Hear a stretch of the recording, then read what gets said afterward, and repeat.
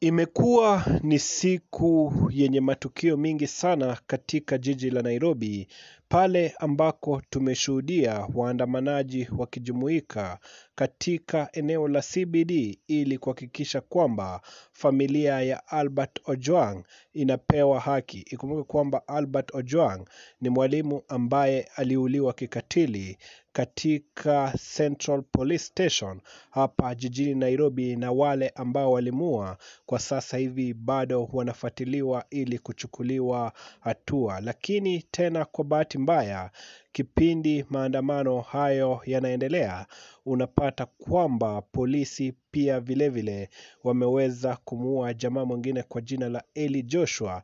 Eli Joshua aliweza kupigwa risasi na video yake akipigwa risasi inaendelea kusambaa mitandaoni, japokuwa kuna contradicting reports ambazo zinasema kwamba yupo katika Kenyatta National Hospital ambako anapokea matibabu, ila taarifa zingine zinasema kwamba huo ni mtindo wa kubai muda tu, kwa sababu inasemekana huenda Eli Joshua tayari amekwisha aga dunia. Ukiangalia video hiyo ya Eli Joshua, ni wazi kwamba hakuwa anapingana na polisi kwa njia yoyote ile, na video inaonyesha kwamba alikuwa ametulia, hana haraka yoyote pale polisi ambako waliamua kumpiga risasi. Na hivyo ni matukio mengi ambayo yanaendelea kuibuka katika taifa la Kenya, huku wengi wakijitokeza na kukashifu ukatili wa polisi ambao wanatumia kwa waandamanaji. Vile vile kuna polisi ambao wameweza kuonekana wakitoroka na vipakatalishi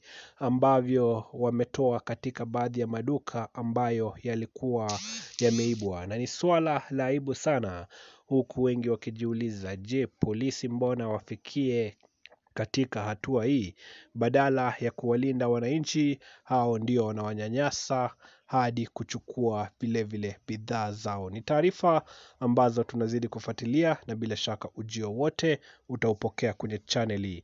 Unachohitaji ni kusubscribe ili wa kwanza kupokea taarifa pindi tunavyozi upload. Subscribe kwa meza ya Vic Dimples kwa mengi zaidi.